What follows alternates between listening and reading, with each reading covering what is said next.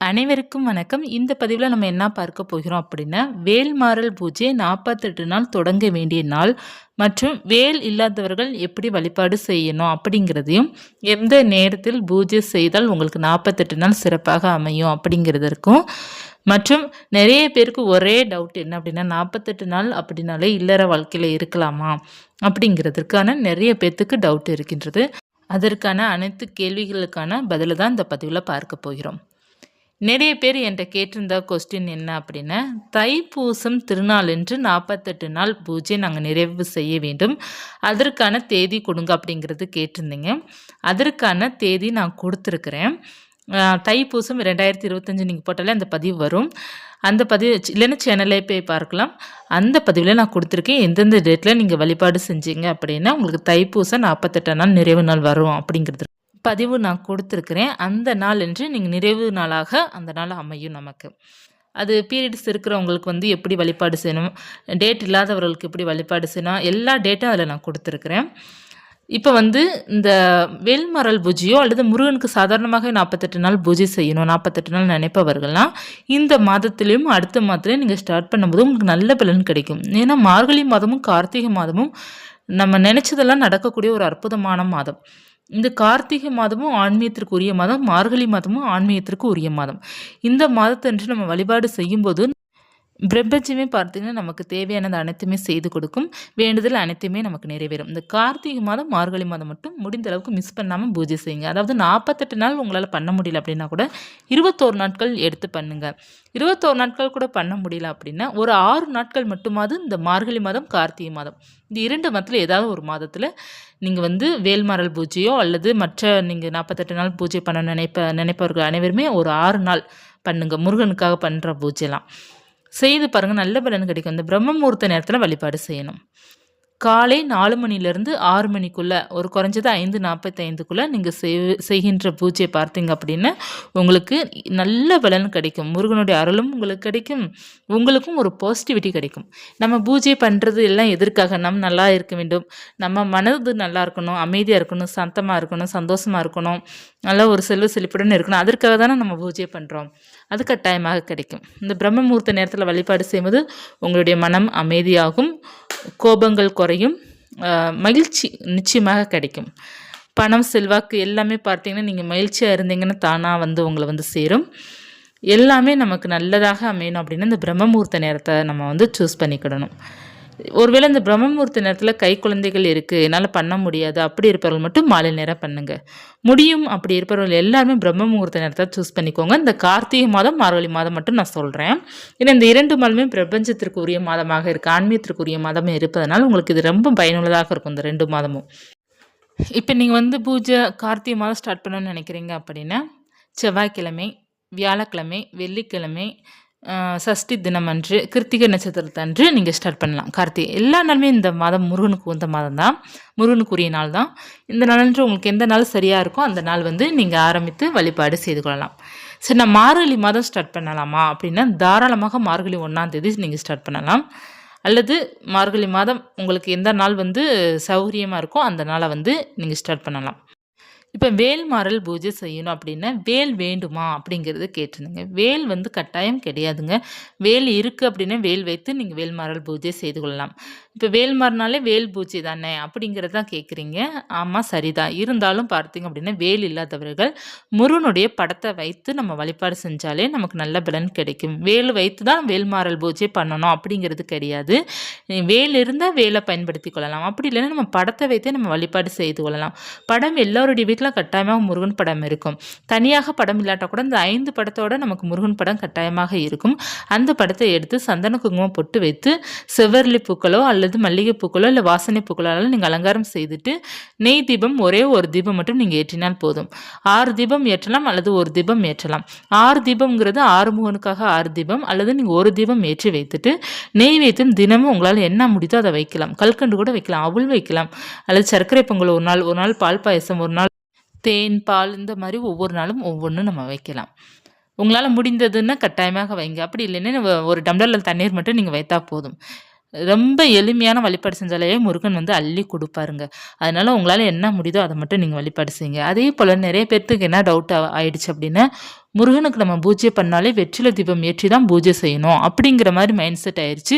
அப்படியெல்லாம் இல்லங்க. நம்ம நார்மலாகவே அகல் விளக்குல நம்ம தீபம் ஒரே ஒரு தீபம் ஏற்றி வைத்து முருகன்ட்ட வழிபாடு செஞ்சாலே முருகன் எல்லாமே நமக்கு சகல செல்வத்தையும் குடுக்க தான் செய்வாரு. வெற்றிலை தீபம் ஏற்றினால் தான் நமக்கு குடுப்பாரு அப்படிங்கிறது எதுலயுமே சொல்லப்படல. இப்ப வெற்றிலை தீபம் வந்து எதற்காக ஏற்றுறாங்க அப்படின்னா, ஒரு செய்ற பூஜை வந்து வெற்றி குடுக்கணும் அப்படிங்கிறதுக்காக தான் வெற்றிலை தீபம் ஏற்றுறாங்களே தவிர, முருகனுக்கு வந்து வெற்றிலை தீபம் ஏற்றணும் கட்டாயமாக அப்படிங்கிறது எதுலயுமே கிடையாது. இப்போ முருகனுக்கு படத்தை வைத்து ஒரே ஒரு அகல் விளக்கு மட்டும் நீங்கள் ஏற்றி வைத்தா போதும். நல்ல பலன் கிடைக்கும். இப்போ உங்களுக்கு வசதி வாய்ப்புகள் இருக்குது அப்படின்னா, வெற்றிலை வாங்கி வழிபாடு செய்யுங்க. ஏன்னா வெற்றிலை பார்த்தீங்கன்னா, இப்போ விலை கூடி போயிருச்சு. முந்தி ரூ. 5 வெற்றிலை பார்த்தீங்கன்னா, 5, 6 வெற்றிலை இருந்தது. இப்போ ரூ. 10 வாங்கினா தான் 4 வெற்றிலை இருக்குது. அதுலேயும் பார்த்தீங்கன்னா, ரூ. 10 வெற்றிலை வாங்கிட்டு வந்தேன் அப்படின்னா, அதில பார்த்தீங்கன்னா 2 வெற்றிலை தான் நல்லாயிருக்கு. மத்த எல்லா வெற்றிலையும் கிழிஞ்சு கிழிஞ்சு இருக்கு. இல்லைன்னா கருப்பு மாதிரி இருக்கு. அவங்க நம்மள வந்து எடுக்க நம்மள விட மாட்டேங்கிறாங்க. ஏன்னா வெற்றிலை தீபம் ஏற்றி ஏற்றி பார்த்தீங்கன்னா, வெற்றிலை வந்து கொஞ்சம் டிமாண்ட் ஆயிருச்சு. அவங்க என்ன பண்ணுறாங்க அப்படின்னா, அத சுருட்டி வச்சு நம்மக்கிட்ட ஒரு ரப்பர் பேண்ட் போட்டு குடுத்துறாங்க. நம்மள அது வந்து தொட விட மாட்டேங்கிறாங்க. நம்மளா எடுக்க விட மாட்டேங்கிறாங்க. அவங்களா குடுக்குறாங்க இல்லையா? நம்ம வந்து வீட்ல வந்து பார்த்தோன்னு வச்சுக்கோங்க, ஏதாவது ஒரு வெற்றில தான் நல்லாயிருக்கு. ரூ. 10 வெற்றில வாங்கி 1 நல்லாயிருக்கு, இல்ல 2 நல்லாயிருக்கு. பார்த்து வாங்குங்க, கவனமா வாங்குங்க. அப்புறம் பைசா வேஸ்ட்டா போயிடும். அடுத்து பார்த்தீங்க அப்படின்னா, நீங்க சுவாமிக்கு வந்து வேல்மாறல் பூஜை செய்பவர்கள் வேல்மாறல் புக்கு வாங்கிக்கோங்க. புக்கு இல்லாத அப்படின்னா, நம்ம யூடியூப்ல போயிட்டு கூகுள்ல போயிட்டு வேல்மாறல் பிடிஎஃப் போட்டிங்கன்னா வரும். புக்கு நமக்கு வரும். அத வைத்து நீங்க படிச்சு சொல்லலாம். இல்ல அப்படின்னா யூடியூப்ல போட்டுவிட்டு அத கேட்டுட்டே பின்னாடியே பாடலாம். நம்ம படிக்கிறது ரொம்ப நல்லது. வேல்மாறல் பூஜை செய்தாலும் சரி, எந்த ஒரு பூஜை செய்தாலும் சரி, நம்மளா படிக்கணும். நம்மளால படிக்க முடியல அப்படின்னா, நம்ம காதால கேட்டுட்டே அது பின்னாடியே படிக்கலாம். அப்படி இல்லைன்னா, காதால கேட்டுட்டே நம்மளுடைய கவனம் எதுலயுமே செலுத்தாம, அந்த பாடல்கள மட்டும் நம்ம செலுத்தணும். செலுத்தி கேட்டாலும் நமக்கு நல்ல பலன் கிடைக்கும். அதற்கப்புறம் ரொம்ப முக்கியமானது பார்த்தீங்க அப்படின்னா, இப்ப வேல் இல்ல அப்படின்னா, இந்த மாரி வழிபாடு செய்து கொள்ளணும் செய்து கொள்ள வேண்டும். இப்ப வேல் இருக்கு அப்படின்னா, வேலுக்கு அபிஷேகம் செய்து வழிபாடு செய்துக்கோங்க. வேல் மாறல் பூஜைக்காக நான் வேல் வாங்கட்டுமா அப்படின்னு நீங்க கேட்குறீங்க அப்படின்னா, தேவையில்ல. நீங்க வந்து விருப்பம் இருக்கு, அபிஷேகம்லாம் செய்து சரியா கவனிப்பீங்க அப்படின்னா வாங்குங்க. அப்படி இல்லைன்னா, முருகனுடைய படத்த மட்டும் வைத்து வழிபாடு செய்துக்கோங்க. அடுத்து பிரம்ம முகூர்த்த நேரத்தில வழிபாடு செய்துக்கோங்க. முடியாதவங்க மாலை 6 மணிக்கு வழிபாடு செய்துக்கோங்க. அடுத்து பார்த்தீங்கன்னா, ரொம்ப முக்கியமான கேள்விலாம் என்னென்ன கேள்வி அப்படின்னா, இல்லற வாழ்க்கையில இருக்கணுமா? இருக்கக்கூடாதான்னு கேட்டிருந்தீங்க. இப்ப பார்த்தீங்க அப்படின்னா, ஒரு 48 நாள் அப்படிங்கிறது ஒரு மண்டல பூஜை. இந்த மண்டல பூஜைக்கு பார்த்தீங்கன்னா, நீங்க மாலை போட்டு அல்லது காப்பு கட்டி வழிபாடு செய்றீங்கன்னா, இல்லற வாழ்க்கையிலே இருக்க முடியாது. ஏன்னா நம்ம காப்பு கட்டிட்டோம் அப்படின்னா, நம்மளுடைய ஆன்மீகத்துக்குள்ள தான் நம்ம இருக்கணும். அந்த 48 நாள் இறைவன மட்டும் தான் நம்ம நினைத்து கொண்டே இருக்கணும். இப்ப மாலை போட்டிருக்கிறீங்க அப்படின்னா, நம்ம இறைவன மட்டும் தான் நினைத்து கொண்டு இருக்கணும். அதற்கு பார்த்தீங்கன்னா, நம்ம எதையும் அனுபவிக்க முடியாது. அப்படி இருக்கும்போது நீங்க இல்லற வாழ்க்கையில இருக்க முடியாது. இப்போ வந்து நீங்க சாதாரணமா மட்டும் வேல்மாறல் படித்து நீங்க பூஜை செய்ய போறீங்க. அப்படி இருப்பவர்கள் தாராளமாக இல்லற வாழ்க்கையில இருந்து கொள்ளலாம். இப்போ வந்து நீங்க விரதம் இருந்து நான் 48 நாள் வந்து ஒரு வேளை மட்டும் சாப்பிடாம இருந்து நான் பூஜை பண்ண போறேன். நான் இருக்கலாமான்னு கேட்டிருந்தீங்க அப்படின்னா, இதற்கும் ஒண்ணும் எந்த இது இல்ல. நீங்க வந்து தாராளமாக இல்லற வாழ்க்கையில இருந்து கொள்ளலாம். 2டே 2 விஷயங்கள். காப்பு கட்டியிருக்கிறீங்க, மாலை போட்டிருக்கீங்கன்னா, கட்டாயமாக சுத்தபத்தமா இருப்பது மிக மிக நல்லது. அப்படி இல்லை என்றால் நமக்கு வந்து அதற்கேற்ற பலன் தான் நமக்கு கிடைக்கும். இப்ப வந்து வேல்மாறல் பூஜைய பார்த்தீங்கன்னா, நீங்க சாதாரணமாக தினமும் 48 நாள் சுவாமிக்கு தீபம் ஏற்றி வைத்து வேல்மாறல் மட்டும் படிக்க போறேன். அப்படி இருப்பவர்கள் தாராளமாக இல்லற வாழ்க்கையில இருந்து கொள்ளலாம். அதே போல பார்த்தீங்கன்னா, நான்வெஜ் பிரச்சனை. 2 பிரச்சனைங்க. 48 நாள் பூஜை சொல்லிட்டாலே பார்த்தீங்கன்னா, இல்லற வாழ்க்கை பிரச்சனையும் மற்றும் நான்வெஜ் பிரச்சனை தான் ரொம்ப பேத்துக்கு குழப்புற பிரச்சனை. இதில வந்து நம்ம குழப்பிக்கிறதுக்கு எதுவுமே கிடையாது. எப்பயும் போல உங்க வாழ்க்கைய நீங்க வாழ்ந்து கொள்ளலாம். இதற்கெல்லாம் தடையே கிடையாது. வேல்மாறல் பூஜை 48 நாள், கந்தசஷ்டி கவசம் பூஜை 48 நாள், திருப்புகழ் 48 நாள், என்னென்ன பூஜை 48 நாள் பண்றீங்களோ, மகாலட்சுமி பூஜை 48 நாள், குபேர பூஜை 48 நாள் பண்றீங்களோ, நீங்க பாட்டுல உங்க வேலைய பார்த்துட்டே இருக்கலாமே தவிர, நீங்க எதையும் நினைச்சு கவலைப்படவே தேவை கிடையாது. தினமும் அன்றாட பூஜை பண்ண போறீங்க. விரதம் இருக்கணும்னு நினைப்பவர்கள் விரதம் இருக்க போறீங்க. சுவாமிக்கு வழிபாடு செய்ய போறீங்க. மற்றபடி நீங்க பாட்டுல இருக்க போறீங்க. இவ்வளவுதானே தவிர நம்ம இதற்கு போட்டு குழம்பிக்கணும் அப்படிங்கிறதுக்கு எந்த இதுவுமே கிடையாது. அதே போல வந்து அந்த 48 நாள் பூஜை இருந்தா தீட்டு வீட்டுக்கு இந்த மாரி போகலாமா? போகக்கூடாதான்னு கேட்டிருந்தீங்க. எல்லாத்துக்குமே ஒரே பதில். மாலை போட்டிருந்தீங்கன்னா போகக்கூடாது. காப்பு கட்டியிருந்தீங்கன்னா போகக்கூடாது. மற்றபடி நீங்க போகலாம், வரலாம். குளிச்சுட்டு அதற்கப்புறம் நீங்க பூஜை அறைக்குள்ள போகலாம். அவ்வளோதான். இந்த மாலை, காப்பு இந்த 2 மட்டும் நீங்க ஞாபகம் வச்சுக்கிட்டீங்கன்னா, உங்களுக்கு இனிமே குழப்பம் வராது. இப்போ வந்து நம்ம ஒரு 48 நாள் பூஜை அப்படிங்கிறப்போ நான்வெஜ் சாப்பிடாம இருந்தால் நல்ல பலன் கிடைக்கும் சொல்கிறாங்களே. நான்வெஜ் சாப்பிடாம இருக்கலாமா அப்படின்னா இருக்கலாம். வேல்மரல் பூஜை யாரெல்லாம் பண்ணுறீங்களோ அவங்க 48 நாள் சாப்பிடாம இருந்தால் ரொம்ப நல்லது. இப்போ வீட்டில் இருக்கிறவங்க கேட்பாங்க இல்லையா, அவங்க வாய் வந்து கண்ட்ரோல் ஆகாது இல்லையா, வீட்டில் இருக்கிறவங்க அதுவும் பார்த்தீங்கன்னா வம்புக்குனே அப்போ தான் கேட்பாங்க. யாரெல்லாம் வந்து நல்லா பூஜை பண்ணுறதுக்கு பிளான் பண்ணியிருக்கீங்களோ அன்னைக்கு தான் பார்த்தீங்கன்னா எல்லாமே நமக்கு வந்து ஏடாகூடமாக நடக்கும். அதுதான் இறைவனுடைய செயலும். ஏன்னா நம்மளுடைய பூஜ்ய தடங்கள் கொடுக்குறது அந்த கர்மா. இதுதான் எல்லாத்துக்குமே இப்படி தான் நடக்கும். யாரெல்லாம் பார்த்தீங்கன்னா நல்லா பூஜை செய்யணும்னு நினைக்கும் போது தான் பார்த்தீங்கன்னா அவங்களுக்கு ஏதாவது ஒரு பிரச்சனை வந்து வரும். அதே போல் பார்த்தீங்கன்னா டென்ஷன் அப்போ தான் வரும், கோபமும் அப்போ தான் வரும், திருப்தியே இருக்காது, டென்ஷன் ஆகிக்கிட்டே இருப்பாங்க. எப்போ பூஜை பண்ணணும்னு நினைக்கிறீங்களோ அப்போ வந்து இதெல்லாம் நடக்கும். இதெல்லாம் நமக்கு வந்து கர்மாக்கான பிரச்சனை தான். அந்த கர்மா குறையும், குறைய குறைய தான் உங்களுக்கு வந்து எல்லாமே சரியாகும். ஆரம்பத்தில் சின்ன சின்ன பிரச்சனைகள் வரும், ஆனால் சரியாக போயிடும். முருகன் மேலே நம்பிக்கை வைக்கும்போது நமக்கு அது சரியாயிடும். இல்லை அப்படின்ட்டு நீங்கள் விட்டுட்டிங்கன்னா அது விட்டு தான் அந்த கர்மா அது மறுபடியும் உங்களுக்கு கூடிக்கிட்டே தான் இருக்கும். குறைக்கணும், கர்மா குறைக்கணும். நம்ம கர்மா எப்போ குறைக்கிறோமோ அப்போ தான் பார்த்தீங்கன்னா நம்மளுடைய பூஜைக்கு வந்து 100% தடங்கள் வராது. எந்த ஒரு பூஜை நினச்சாலும் நீங்கள் பண்ணிக்கிட்டே போவீங்க. கர்மாவை குறைக்கிற சக்தி முருகனுக்கும் சிவனுக்கும் மட்டுமே அதிகமாக உள்ளது.